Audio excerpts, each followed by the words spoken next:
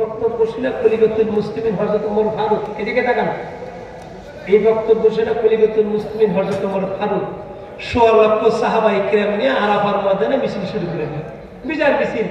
আমাদের ওয়ার্ডের যদি মেম্বার যদি জয় হয়, তার সহকর্মীরা পরের দিন ফুলের মালা নিয়ে প্রত্যেক ভোটারদের বাড়ি বাড়ি যায়, ওরকম সালাম বিনিময় করে না, ফুর্তি করে না, বিজয় মিছিল বের করে না।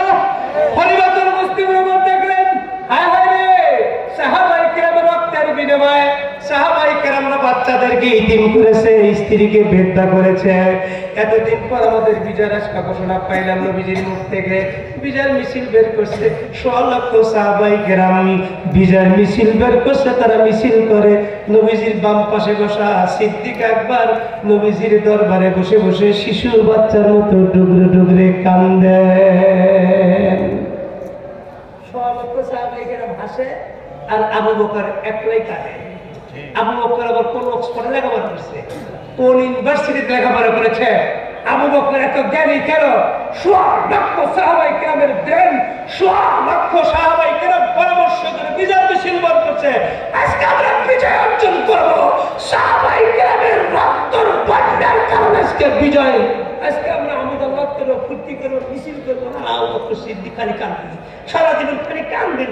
আজকে কাঁদেন কেন? আবু বকর সিদ্দিক দেখবেন নবীজির বক্তব্য শুনে তোমরা একটা ভাবতেছো আর আমি আবু বকর আর একটা ভাবতেছি। আবু বকর সিদ্দিক কি ভাবে এই অষ্ট শুনবেন না? ১৬ লক্ষ সাহাবায়ে কেরাম একটা ভাবে আর উনি একলা একটা ভাবে। কি ভাবে?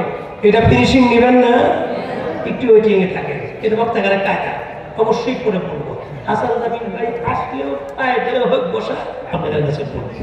সেই জন্য শুনবাইতে শুধু আল্লাহ পাক জানেন যে কিয়ামতের আগে পৃথিবীতে এই ধরনের দুর্ঘটনা ঘটবে। বাবার সন্তানের কাছে নিরাপদ না, সন্তান বাবার কাছে নিরাপদ না, মাসুম বাচ্চা মায়ের কাছে নিরাপদ না, নিজের স্ত্রী আমার বন্ধুরা স্বামীর কাছে নিরাপদ না।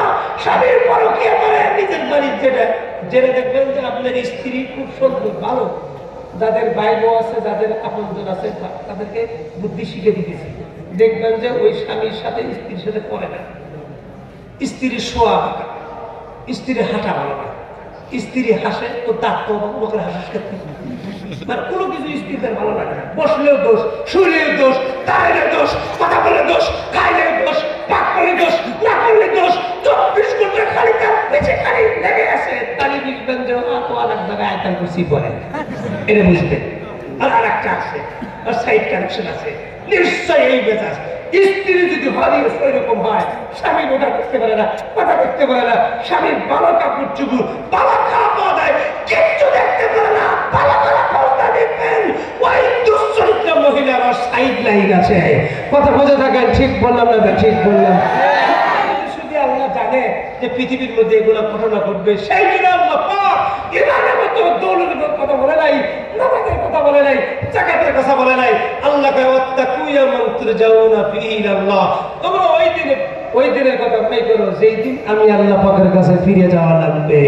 বলুন তো আমাদের সকলে ফিরে যাওয়া লাগবে কি লাগবে না? নাকি আমরা কেউ কি হায়াতের কন্ট্যাক্ট করছি? মিস্টার ইবলিস বা হায়াতের কন্ট্যাক্ট করছে আল্লাহ পাকের সাথে কিয়ামত পর্যন্ত। মিস্টার ইবলিসের বাবার নাম হলো খবিস, আর মায়ের নাম হলো নিবিস, আর নাম হলো মিস্টার ইবলিস। তাহলে শয়তানের বাবার নাম কি বললাম? খবিস।